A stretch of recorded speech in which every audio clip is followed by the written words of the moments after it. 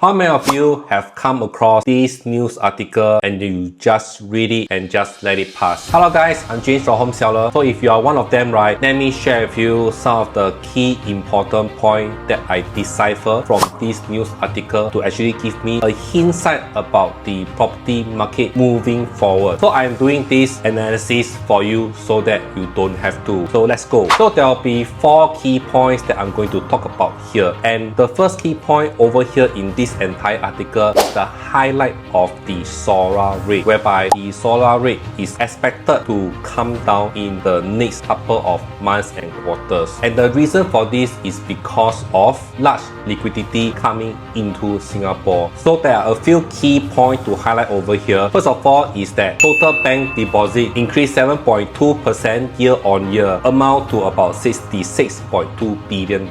Non-residential deposit jumped out to 5.3% in a single month, amounting to $33.2 billion. MAS foreign reserve has increased by 17.9 billion, and gold import from UAE is right now at a 5 years all-time high. So here is the chain reaction. When liquidity flow into a specific country like Singapore, banks and financial institutions, they are flooded by this sudden surge in liquidity. So usually banks will borrow money among each other, and that is how they actually charge the interest rate, which is what we call the SORA rate. But since there are so much liquidity now that they have, right, the tendency of borrowing from each other become lesser, which created a drop in the SORA rate. So in the news article, it has been mentioned that they are projecting SORA rate may go down to 0.85%. This is a good news if you are buying a property, and for any homeowners that is doing refinancing, right, your monthly mortgage repayment will go down during this period. So remember to check when is your lock-in date expiring. You can also check with us. We do have mortgage broker that we can help you to do a refinancing. And why is liquidity coming to Singapore at this point in time? Partly is because of the war that is going on at the Middle East side, and also the uncertainty in the global economy. One important highlight that we can take away from the news is that Singapore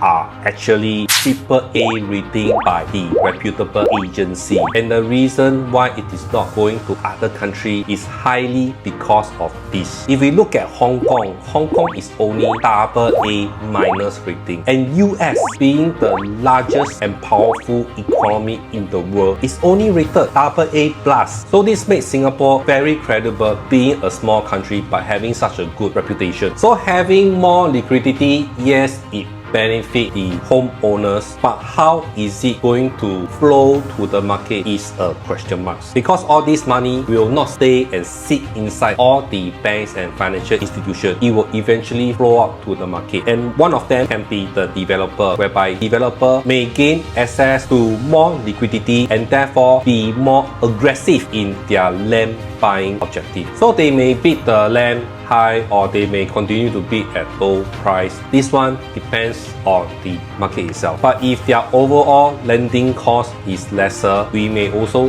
have a chance to see a lower launch price. Maybe this is possible. The sudden increase in non-residential deposit also highlighted that there could potentially be many new citizens that may become Singaporeans going ahead. It is either they become a Singaporeans or they can easily obtain a Singapore permanent resident. Either one of the citizenship, right, will create instant demand, because the moment they hold one of the citizenship, the first thing that may come to their mind is buying a property, either without ABSD or even a 5% ABSD for a Singapore permanent resident. First property is easy for them. So we may need to look out for SPR 5% ABSD. Whether or not will government revise the percentage? So all in all, the world is getting more and more intertwined. It is no longer a very simple algorithm of supply and demand. It is also an algorithm of